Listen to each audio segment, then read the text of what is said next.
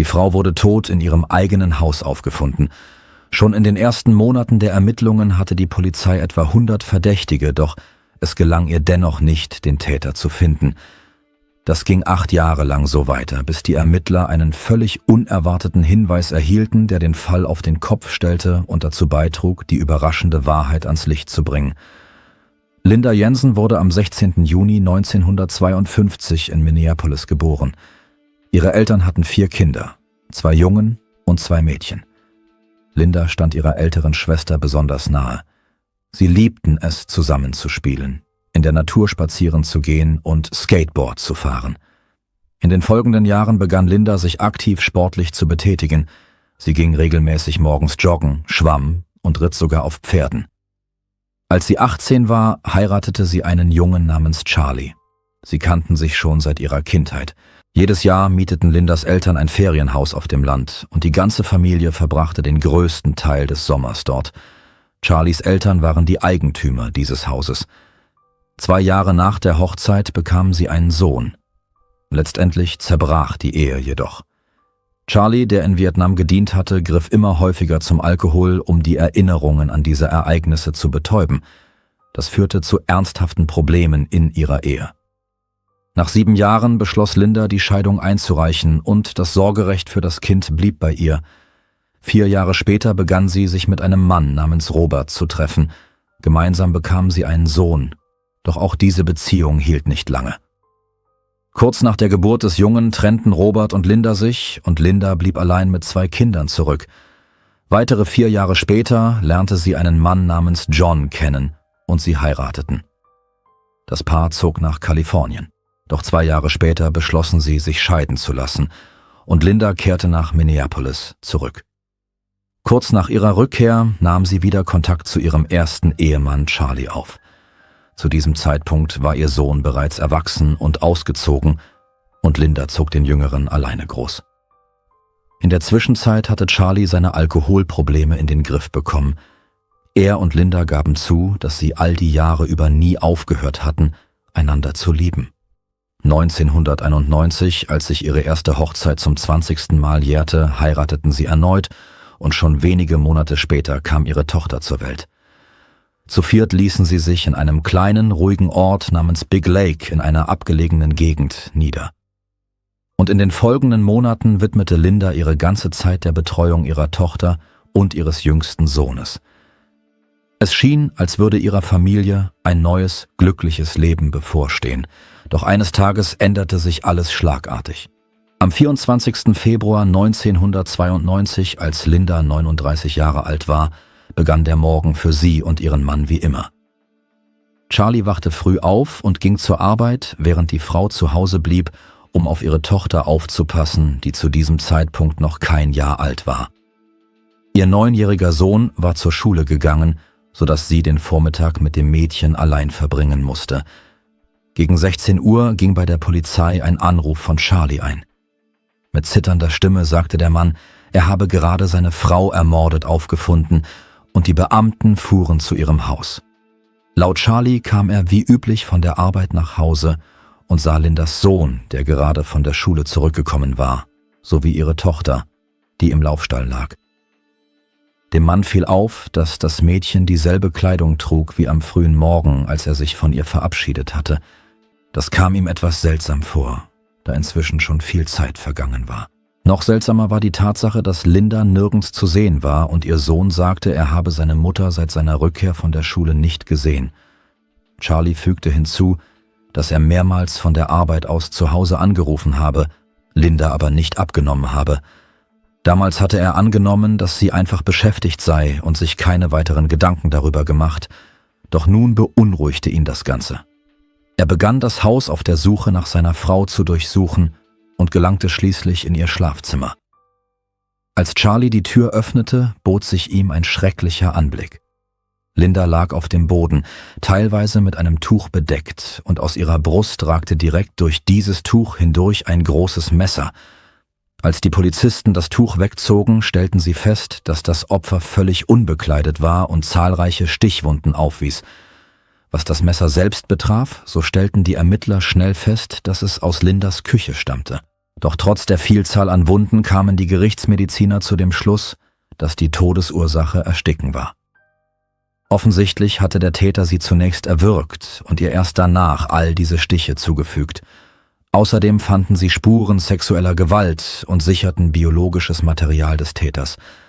Damals hatten sie jedoch noch keine Möglichkeit, eine DNA-Analyse in Auftrag zu geben, da sich diese Technologie erst in den Kinderschuhen befand. Die Experten stellten außerdem fest, dass Lindas Todeszeitpunkt voraussichtlich zwischen 8 und 10 Uhr morgens lag, also nur wenige Stunden, nachdem ihr Mann zur Arbeit gefahren war. Zu diesem Zeitpunkt war ihr Sohn bereits zur Schule gegangen und die Frau befand sich mit ihrer Tochter zu Hause. Die Polizisten überprüften alle Fenster und Türen, fanden jedoch keine Einbruchsspuren. Im Haus gab es ebenfalls keine offensichtlichen Anzeichen eines Kampfes, als hätte das Opfer den Mörder freiwillig hereingelassen und den Angriff bis zum allerletzten Moment nicht erwartet. Die Ermittler fanden zudem keine Hinweise auf einen Raubüberfall, abgesehen von einem merkwürdigen Detail. Das Einzige, was aus dem Haus fehlte, war die Bettwäsche vom Bett im Schlafzimmer des Opfers, wo man ihre Leiche gefunden hatte. Möglicherweise hatte der Täter die Tat auf dem Bett begangen und beschlossen, die Bettwäsche vorsichtshalber zu entsorgen, aus Angst, dort Spuren zu hinterlassen. Somit deutete alles darauf hin, dass der Täter das Opfer nicht nur persönlich kannte, sondern auch starken Hass auf sie hegte. Er versetzte ihr zahlreiche Messerstiche, nachdem sie bereits verstorben war, und nagelte die Bettdecke buchstäblich an ihrem Körper fest. Den Experten gelang es nicht, fremde Fingerabdrücke auf dem Messer oder anderswo zu finden. Eine DNA-Analyse des Spermas des Täters konnten sie zu diesem Zeitpunkt noch nicht anfordern, weshalb sich die Ermittler auf die Untersuchung potenzieller Verdächtiger konzentrierten. Aus verständlichen Gründen begannen sie bereits in den ersten Stunden der Ermittlungen, Charlie genauer unter die Lupe zu nehmen. Die Polizei erfuhr von seinen früheren Alkoholproblemen und davon, dass das Paar schon lange nicht mehr zusammen war. Noch mehr Verdacht weckte, dass er während des Gesprächs mit den Ermittlern plötzlich etwas sagte wie: »Übrigens, ihr werdet sicher meine Fingerabdrücke und meine DNA auf dem Messer finden.« Nach den Angaben des Mannes hatte er die Tatwaffe, die Decke und das Opfer selbst berührt, als er die Leiche fand. Die Ermittler nahmen diese Aussage mit Argwohn auf. Für sie klang es so, als hätte der Mann all dies in den ersten Stunden absichtlich gesagt, um eine Rechtfertigung für die Spuren zu haben, die sie finden würden. Allerdings gelang es ihnen recht schnell zu bestätigen, dass der Mann tatsächlich den ganzen Tag über bei der Arbeit gewesen war, und seine Kollegen bestätigten, dass er nirgendwo hingefahren war. Darüber hinaus willigte er ein, sich einem Lügendetektortest zu unterziehen, und der Techniker stellte keine Abweichungen fest. So wurde Charlie von der Liste der Verdächtigen gestrichen und schon bald hatte die Polizei einen neuen Anhaltspunkt. Die Nachricht von dem Vorfall verbreitete sich augenblicklich in der kleinen Stadt, die bis vor kurzem noch als sehr sicher gegolten hatte. Die Einwohner verfolgten den Verlauf der Ermittlungen aufmerksam und bei der Polizei gingen ständig verschiedene Hinweise ein. Einer davon erschien den Ermittlern besonders interessant. An die Ermittler wandte sich die Postbotin, die am Tag des Mordes gegen 11:30 zu Lindas Haus gekommen war. Während die Frau die Briefe in den Briefkasten steckte, sah sie, wie ein Pickup vom Haus wegfuhr. Am Steuer saß ein Mann im Alter zwischen 30 und 40 Jahren mit zerzaustem Haar und hellem Bart. Der Frau kam er irgendwie seltsam vor, woraufhin sie an seinen Händen rote Streifen bemerkte, die wie Kratzer aussahen. Die Polizei erstellte ein Phantombild dieses Mannes und verbreitete es über die Medien, doch es gelang ihnen nicht, die Identität dieser Person festzustellen. Es konnten keine weiteren Zeugen gefunden werden. Lindas Haus lag in beträchtlicher Entfernung zu den anderen Häusern in dieser Straße, weshalb keiner der Nachbarn etwas Verdächtiges gesehen oder gehört hatte. Parallel dazu untersuchten die Ermittler Lindas Umfeld und richteten schon bald ihr Augenmerk auf Robert, den Vater ihres jüngsten Sohnes. Wie wir uns erinnern, hatten sie begonnen, sich zu treffen, nachdem Linda sich von Charlie scheiden ließ. Die Beziehung ging jedoch letztendlich in die Brüche. Die Polizei erfuhr, dass Robert nach ihrer Trennung kein großes Interesse daran gezeigt hatte, Zeit mit seinem Sohn zu verbringen. In all den Jahren hatte das Kind ihn praktisch nicht gesehen. Dennoch kam hier eine interessante Tatsache ans Licht. Charlie erzählte, dass Robert nur wenige Wochen vor dem Mord plötzlich Kontakt zu Linda aufgenommen und erklärt habe, Er habe nun beschlossen, die Beziehung zu seinem Sohn wiederherzustellen. Die Frau reagierte darauf sehr negativ. Abgesehen davon, dass ihr Sohn sich kaum an Robert erinnerte, missbrauchte der Mann zudem Alkohol und illegale Substanzen. Linda wollte nicht, dass der Junge all das mitbekam, und es kam zu einigen ziemlich angespannten Auseinandersetzungen zwischen ihr und Robert am Telefon. Die Ermittler vermuteten, dass Robert Linda getötet haben könnte, weil sie ihm verboten hatte, seinen Sohn zu sehen. Sie luden den Mann zu einer Vernehmung vor, und fast sofort weckte sein Verhalten noch mehr Verdacht. Robert gab an, dass er seit mehreren Jahren keinen Kontakt mehr zu Linda gehabt habe, obwohl dies laut Charlie weit von der Wahrheit entfernt war. Der Mann hatte zudem kein Alibi. Er sagte, er sei zu Hause gewesen, doch niemand konnte dies bestätigen. Bald darauf weigerte er sich gänzlich, die Fragen der Ermittler zu beantworten und beauftragte einen Anwalt. Trotz alledem hatte die Polizei keine Beweise für seine Beteiligung, und ohne diese konnte sie nichts unternehmen. Die Ermittler strichen ihn nicht von der Liste der Verdächtigen und untersuchten noch eine Weile Roberts mögliche Beteiligung, doch schließlich mussten sie weitermachen. Sie begannen, Lindas zweiten Ehemann John zu untersuchen, mit dem sie nach Kalifornien gezogen war. Nach Gesprächen mit den Angehörigen der Frau erfuhren die Ermittler, dass John ziemlich aggressiv und aufbrausend war. Er begann ständig Streit und schlug Linda sogar einmal. Genau nach diesem Vorfall reichte die Frau die Scheidung ein und kehrte nach Minnesota zurück.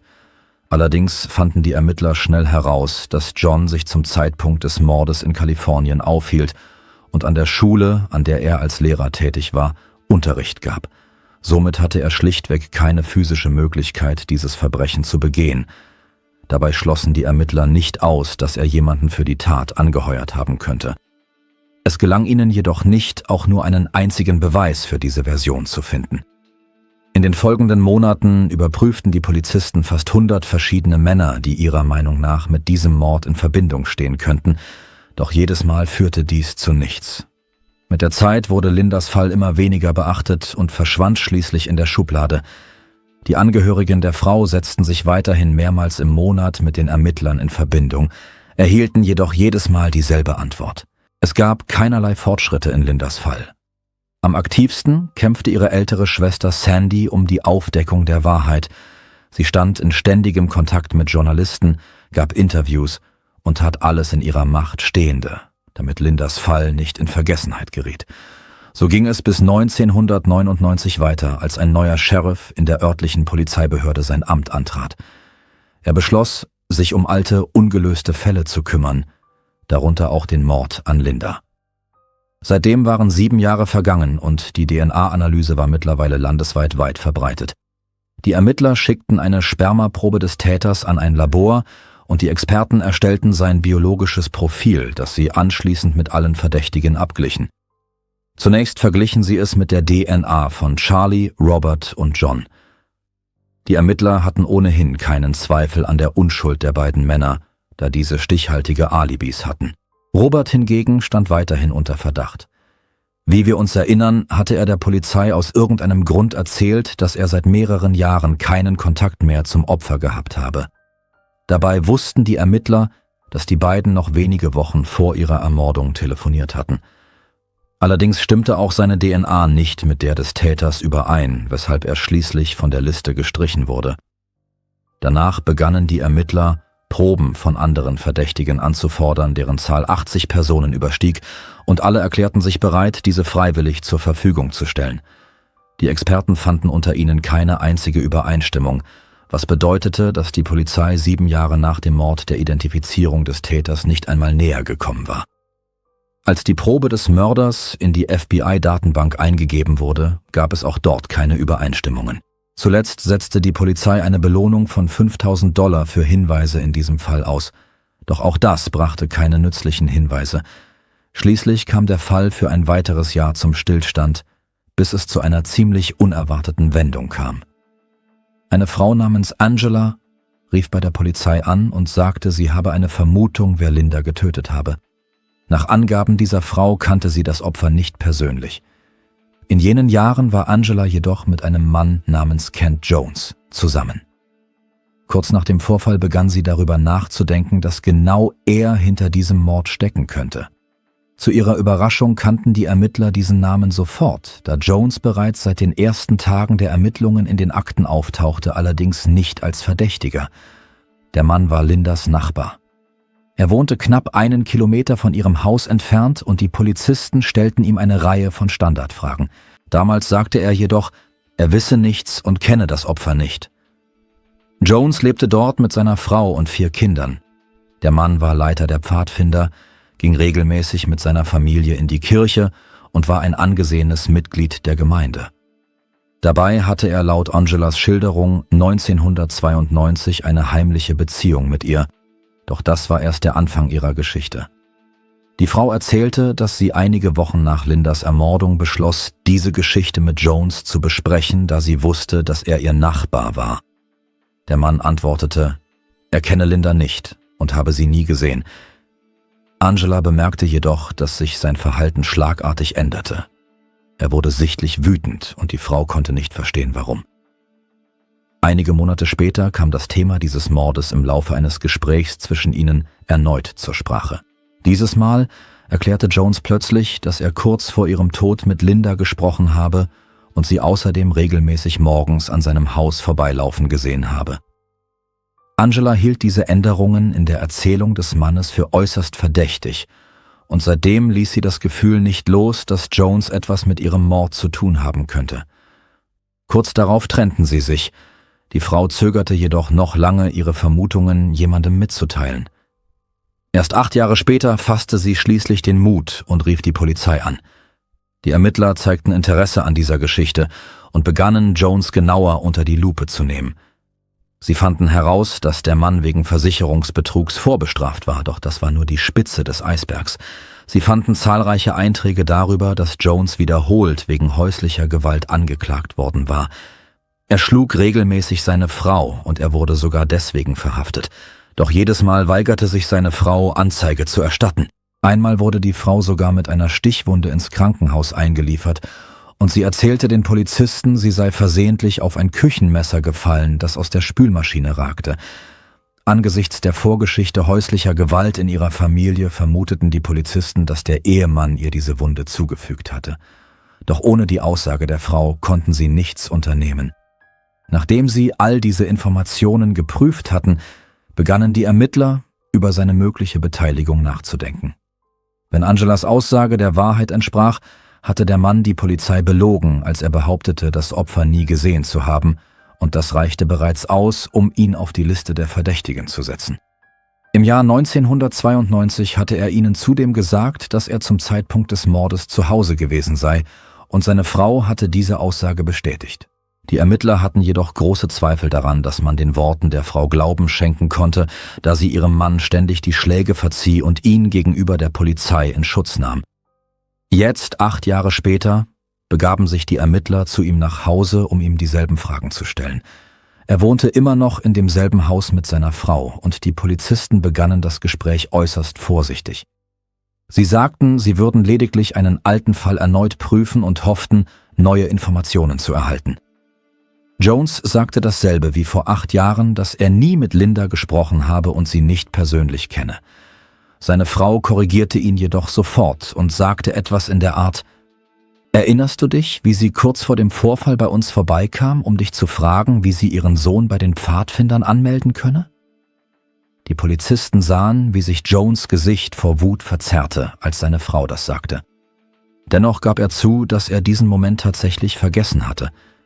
Der Mann fügte hinzu, dass er das Opfer mehrmals gesehen habe, wie es die Straße vor seinem Haus entlang lief. Danach fragten die Beamten, ob er jemals eine intime Beziehung zu Linda gehabt habe. Diese Frage war notwendig, da das Sperma des Täters das Hauptbeweismittel in dem Fall war. Wenn der Verdächtige sagen würde, dass er niemals mit dem Opfer intim geworden sei, wäre dies ein direkter Beweis für seine Beteiligung an dem Mord. Jones antwortete: Nein. Daraufhin fragten die Ermittler, ob er bereit sei, freiwillig eine DNA-Probe abzugeben. Der Mann war der erste von fast 100 Personen, der diese Bitte ablehnte. Deshalb begaben sich die Ermittler sofort zum Richter, um einen Durchsuchungsbefehl zu erwirken. Sobald das Dokument unterzeichnet war, kehrten sie zu Jones zurück und dieser war gezwungen, seine Probe abzugeben. Sie wurde ins Labor geschickt und die Experten bestätigten, dass die DNA des Mannes mit dem Sperma übereinstimmte, das am Leichnam des Opfers gefunden worden war. Am 25. Juli 2000 wurde Jones verhaftet, doch er beharrte weiterhin auf seiner Unschuld. Als der Fall jedoch vor Gericht kam, änderte er plötzlich seine Aussage und behauptete, dass er und Linda in Wirklichkeit eine heimliche Affäre gehabt hätten und es am Tag vor ihrem Tod zu einem intimen Kontakt zwischen ihnen gekommen sei. Daraufhin wandte sich die Anklage an einen der führenden Experten des Staates, der die Spermaprobe des Angeklagten untersuchte und erklärte, dass das Sperma den Testergebnissen zufolge höchstens einige Stunden vor dem Tod der Frau hinterlassen worden sein könne, keinesfalls jedoch einen Tag zuvor. Für die Geschworenen sah es so aus, als versuche Jones lediglich, seine Geschichte an die vorliegenden Beweise anzupassen, und sie neigten den Argumenten der Anklage zur Seite. Ihrer Version zufolge wollte Jones Linda ursprünglich zu Intimitäten überreden und hatte möglicherweise gar nicht vor, sie zu töten.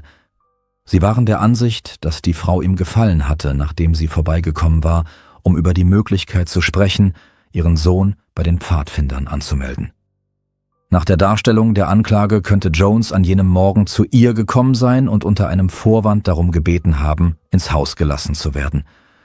Möglicherweise sagte er wolle über den Beitritt ihres Sohnes zu den Pfadfindern oder etwas Ähnliches sprechen. Anschließend, so der Staatsanwalt, habe Jones versucht, Linda zu sexuellen Handlungen zu überreden, doch sie habe sich geweigert. Daraufhin habe der Mann sich auf sie gestürzt, sie missbraucht und gewürgt und ihr anschließend mit einem Küchenmesser zahlreiche Stiche zugefügt, um ganz sicher zu gehen, dass sie tot sei. Schließlich gelangten die Geschworenen zu einem einstimmigen Urteil. Der Mann wurde des Mordes ersten Grades für schuldig befunden und zu lebenslanger Haft verurteilt, mit der Möglichkeit einer vorzeitigen Entlassung frühestens nach Ablauf von 30 Jahren, also im Jahr 2030. Kurz darauf legten Jones' Anwälte Berufung ein und wiesen darauf hin, dass der Richter ihnen zu Unrecht untersagt hatte, andere Personen als Verdächtige ins Spiel zu bringen. Die Anwälte waren der Ansicht, dass der Mord von Robert, dem Vater des jüngeren Sohnes, sowie von einem Mann begangen worden sein könnte, der mit Linda ins gleiche Fitnessstudio ging und Gefühle für sie hegte. Der Richter befand jedoch, dass die Argumente für eine Beteiligung dieser Personen nicht ausreichten und verbot den Anwälten daher, diese Personen vor Gericht zu erwähnen. Das Berufungsgericht prüfte den Fall lange und gab Jones im Jahr 2004 Recht. Das Urteil gegen den Mann wurde aufgehoben und es wurde ein neues Verfahren angesetzt. Dieses begann 2 Jahre später und Jones änderte erneut seine Darstellung der Ereignisse. Hatte er zuvor an der Version festgehalten, dass er und Linda am Tag vor dem Mord eine intime Beziehung gehabt hätten, so versicherte der Mann nun, dass dies tatsächlich am Morgen des Tattages geschehen sei. Somit stimmte seine neue Darstellung mit dem Gutachten des Sachverständigen überein, der festgestellt hatte, dass das Sperma nicht älter als 24 Stunden sein konnte. Die Anklage beharrte darauf, dass es absolut keine Beweise dafür gab, dass Linda ihren Mann betrogen hatte, und alle ihre Angehörigen versicherten, dass sie so etwas niemals getan hätte. Daraufhin erklärte Jones mit ernster Miene, er sei ein ziemlich geschickter Liebhaber und Frauen könnten ihm einfach nicht widerstehen. Die Anwälte des Mannes luden sogar seine Frau als Zeugin vor, damit sie diese Aussage bestätigte. Die Frau sagte jedoch, dass Jones im Bett eigentlich ziemlich schlecht gewesen sei. Letztendlich wurde er erneut für schuldig befunden und dieses Mal wies das Gericht die anschließende Berufung zurück. Damit hatte Jones faktisch keine Möglichkeit mehr, das Urteil anzufechten. Doch im Jahr 2015 geschah etwas Unerwartetes. Erinnern Sie sich an den Sachverständigen, der festgestellt hatte, dass das Sperma des Täters nicht am Tag vor dem Tod des Opfers hinterlassen worden sein konnte?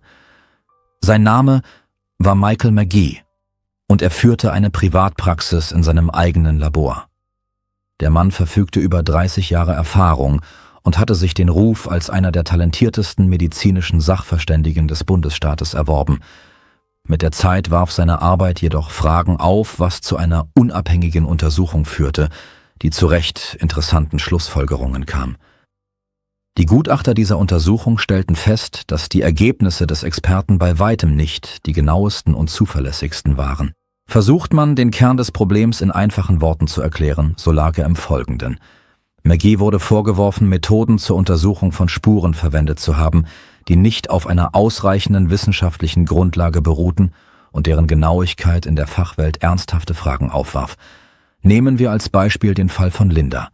McGee war dort als Sachverständiger tätig, der den Todeszeitpunkt des Opfers auf zwischen 8 und 10 Uhr morgens festlegte und dafür einen Test zur Bestimmung eines bestimmten Enzyms verwendete, das im Sperma enthalten ist. Der Test sollte zeigen, wie lange sich das biologische Material des Täters bereits im Körper des Opfers befand und somit helfen, den Todeszeitpunkt zu bestimmen. Das Problem war jedoch, dass die Aussagekraft dieses Tests in diesem konkreten Fall sehr gering ist und viele Experten der Meinung sind, dass er für die Analyse von Spuren absolut ungeeignet ist. Dieses Enzym kommt auch im menschlichen Körper vor, weshalb der Test leicht zu falschen Ergebnissen führen kann. Das heißt, es handelte sich nicht um offensichtlichen Betrug seitens Dr. McGee, doch die Wahl fragwürdiger Arbeitsmethoden führte dazu, dass alle Fälle, an denen er im Laufe seiner langen Karriere gearbeitet hatte, überprüft werden mussten. Es waren mehr als 200 und in einigen Fällen mussten sogar Urteile aufgehoben werden. Natürlich ließen sich die Anwälte von Jones diese Gelegenheit nicht entgehen und forderten die Aufhebung des Urteils gegen ihren Mandanten. In diesem konkreten Fall führte dies jedoch zu nichts. Das Problem für sie bestand darin, dass die DNA-Analyse dennoch eine Übereinstimmung des Spermas mit der biologischen Probe von Jones ergab und an der Genauigkeit dieses Tests kein Zweifel bestand. Derzeit verbüßt er weiterhin seine Strafe und in einigen Jahren wird er das Recht haben, einen Antrag auf vorzeitige Entlassung zu stellen, doch die Wahrscheinlichkeit, dass dieser genehmigt wird, ist recht gering. Abschließend sei angemerkt, dass Jones seiner Strafe möglicherweise weiterhin entgangen wäre, hätte Angela den Ermittlern ihre Verdachtsmomente nicht mitgeteilt. Sein Name tauchte bereits seit 1992 in den Akten auf, doch während dieser ganzen Zeit dachte niemand auch nur im Entferntesten an seine Beteiligung, bis dieser Hinweis einging. Und so hätte es noch lange weitergehen können.